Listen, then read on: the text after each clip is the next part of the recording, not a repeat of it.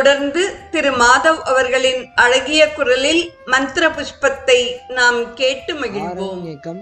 முதல் பிரஷ்னம் 22வது அனுவாக்கம். யோபாம் புஷ்பம் வேத புஷ்பவான் பிரஜாவாஹான் பசுமான் பவதி சந்திரமாவா அபாம் புஷ்பம்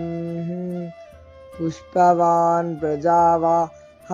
பசுமான் பவதி ய ஏவம் வேத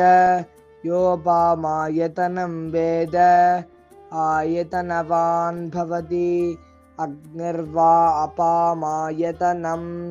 ஆயதனவான் பவதி யோஹோக்னேராயதனம் வேத ஆயதனவான் பவதி ஆபோ வா அக்னேராயதனம் ஆயதனவான் பவதி ய ஏவம் வேத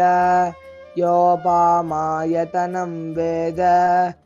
ஆயதனவான் பவதி வாயுர்வா அபாமாயதனம் ஆயதனவான் பவதி யோ வாயோராயதனம் வேத ஆயதனவான் பவதி ஆபோ வை வாயோராயதனம் ஆயதனவான் பவதி असौ वै तपन्नपामायतनम् आयतनवान् भवति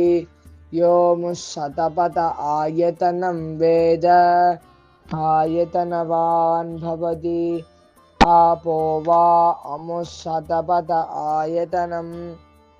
आयतनवान् भवति य एवं वेद योपामायतनं वेद आयतनवान् भवति चन्द्रमा वा अपामायतनम् आयतनवान् भवति यश्चन्द्रमस आयतनं वेद आयतनवान् भवति आपो वै चन्द्रमस आयतनम्